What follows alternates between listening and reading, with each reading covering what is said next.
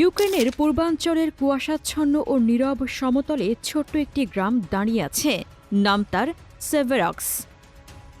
দূর থেকে দেখলে মনে হয় মানচিত্রের কোনো এক কোণে হারিয়ে যাওয়া একটি বিন্দু মাত্র।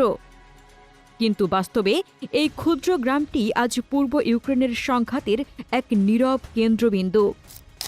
গত কয়েক মাসে সেভেরক্স আবারও আলোচনায় এসেছে, কারণ এর চারপাশে সামরিক গতিবিধি ক্রমশ আরও তীব্র, আরও সংগঠিত এবং আরও পরিকল্পিত হয়ে উঠেছে।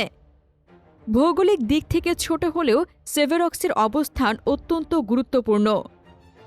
ডনবাস অঞ্চলের বিভিন্ন কৌশলগত পয়েন্টকে যুক্ত করা যোগাযোগ ও লজিস্টিক রুটের মাঝামাঝি এই গ্রামটি এক ধরনের গেটওয়ের মতো কাজ করে।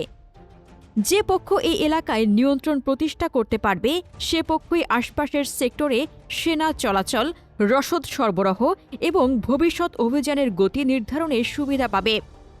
তাই সেভেরক্স নিয়ে টানাপোড়েন নতুন কিছু নয়, কিন্তু সাম্প্রতিক সময়ে এর গুরুত্ব বহুগুণে বেড়েছে। গত কয়েক মাস ধরে সেভেরক্সের পরিবেশ মোটেও শান্ত ছিল না। এখানে কোনো এক পক্ষের পূর্ণ নিয়ন্ত্রণ গড়ে ওঠেনি, আবার পুরোপুরি জনশূন্য এলাকাও নয়। দিনের পর দিন এই গ্রামটি পরিণত হয়েছে একটি গ্রে জোনে। মাঝে মধ্যে গোলাগুলি হয়েছে, ছোট আকারের সংঘর্ষ হয়েছে, আর উভয় পক্ষই নিজেদের অবস্থান আঁকড়ে ধরে রেখেছে। প্রতিটি ফাটল ধরা রাস্তা, প্রতিটি গুলিবিদ্ধ দেওয়াল আর পরিত্যক্ত বাড়ি সাক্ষ্য দিচ্ছে এই সংঘাত কতটা দীর্ঘ, কতটা নিষ্ঠুর। এই সেক্টরে রাশিয়ান অভিযানের ধরন ছিল আলাদা। এখানে কোনো হঠাৎ আক্রমণ বা ব্যাপক ঝাঁপিয়ে পড়া দেখা যায়নি, বরং রুশ বাহিনী এগিয়েছে ধীরে ধীরে, কিন্তু হিসেবি গতিতে। পদাতিক ইউনিটগুলো সংকীর্ণ পথ ব্যবহার করে ঢালু জমি, পুরনো ভবন আর ধ্বংসস্তূপকে প্রকৃতির আড়াল হিসেবে কাজে লাগিয়ে সামনে এগোয়। লক্ষ্য ছিল একটাই, পূর্ণমাত্রার সম্মুখ যুদ্ধ এড়িয়ে ধীরে ধীরে শত্রুপক্ষের প্রতিরক্ষা দুর্বল করা, যাতে বড় ধরনের ক্ষয়ক্ষতি না হয়। ফ্রন্টলাইন থেকে আসা প্রতিবেদনে দেখা যায়, সেভেরক্সের দক্ষিণ ও পূর্ব দিকের প্রতিরক্ষা ব্যবস্থা ধীরে ধীরে চাপের মুখে পড়তে শুরু করে। এগুলো পুরোপুরি ধ্বংস হয়ে যায়নি, কিন্তু যথেষ্ট দুর্বল হয়ে পড়েছিল। সেই দুর্বলতাই তৈরি করে একটি কৌশলগত ফাঁক, আর এই ফাঁককেই কাজে লাগিয়ে রুশ সেনারা সামনে এগোতে থাকে। প্রতিটি সম্ভাব্য প্রতিরোধ পয়েন্ট তারা খুঁটিয়ে পরীক্ষা করে, যেন পেছন থেকে কোনো হঠাৎ আঘাত না আসে।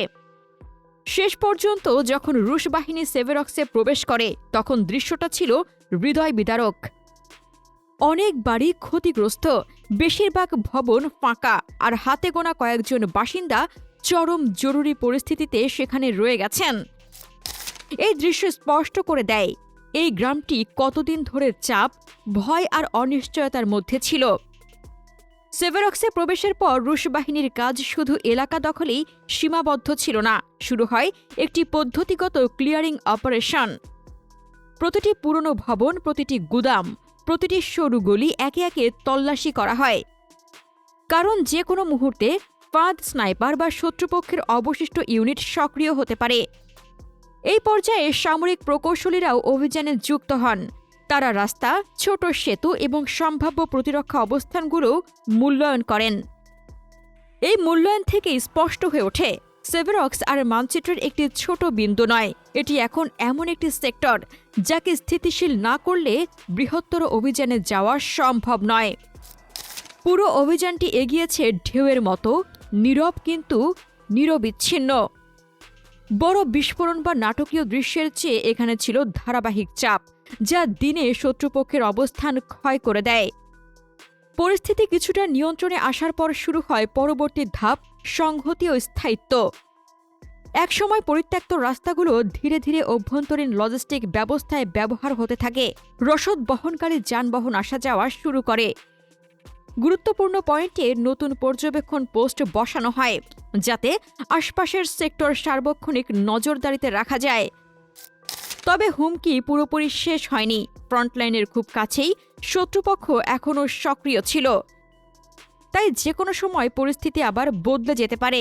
তবুও আগের মাসগুলোর তুলনায় সেভেরক্স এখন অনেক বেশি স্থিতিশীল। অপারেশনাল মানচিত্রে এটি স্পষ্ট হয়ে ওঠে। এই গ্রামকে নিরাপদ করা পূর্ব ইউক্রেনের সামগ্রিক ভারসাম্য ধরে রাখার জন্য অত্যন্ত গুরুত্বপূর্ণ। এসব সামরিক গতিবিধির আড়ালে আরেকটি বাস্তবতা ছিল, যা উপেক্ষা করা যায় না সাধারণ মানুষের জীবনে। সংঘাতের মাঝখানে আটকে পড়া এই মানুষগুলো মাসের পর মাস অনিশ্চয়তার মধ্যে দিন কাটিয়েছে। রুশ বাহিনী যখন এলাকা পরিষ্কার করতে থাকে, তখন তারা ছোট নোট, পরিত্যক্ত জিনিসপত্র আর বেসমেন্ট খুঁজে পায়, যেগুলো দীর্ঘদিন গোলাগুলির সময় আশ্রয়স্থল হিসেবে ব্যবহৃত হয়েছে।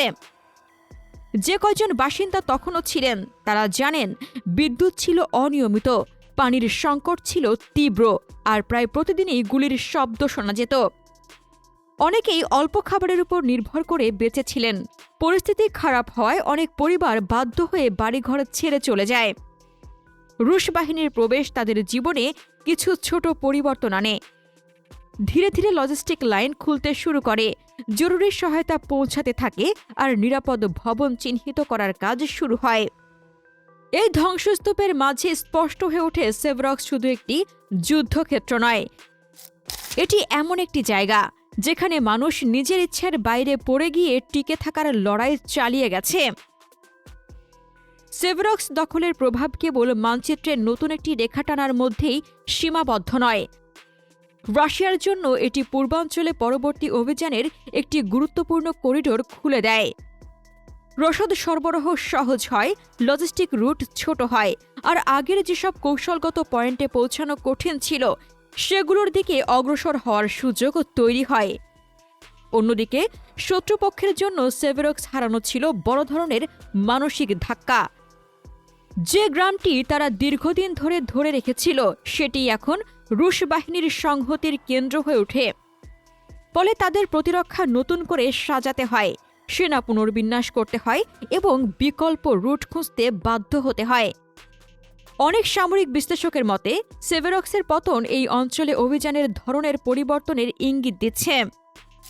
ছোট্ট এই গ্রামটি এখন বৃহত্তর সামরিক পরিকল্পনার একটি লঞ্চিং প্যাডে পরিণত হয়েছে। এখান থেকেই পূর্ব ইউক্রেনের বিস্তৃত এলাকায় নতুন চাপ সৃষ্টি করা সম্ভব, যা ডনবাস জুড়ে যুদ্ধের গতিপথে গুরুত্বপূর্ণ প্রভাব ফেলতে পারে। প্রিয় দর্শক, সেভেরক্স দখল কি শুধু একটি ছোট গ্রামের নিয়ন্ত্রণ, নাকি এটি পূর্ব ইউক্রেনের পুরো যুদ্ধের মোড় ঘুরিয়ে দেওয়ার সূচনা, যেখান থেকে ডনবাস জুড়ে পরবর্তী বড় সামরিক চাপ শুরু হতে যাচ্ছে? আপনার মতামত কমেন্টে জানান। রাশিয়া ইউক্রেন যুদ্ধ নিয়ে আরও জানতে আমাদের চ্যানেলটির ভিডিও ট্যাব থেকে ঘুরে আসুন। এই ভিডিওটি ভালো লাগলে লাইক বাটনে ক্লিক করুন। ভিডিওটি আপনার বন্ধুদের সাথে শেয়ার করে তাদেরকেও ভিডিওটি দেখার সুযোগ করে দিন। ধন্যবাদ।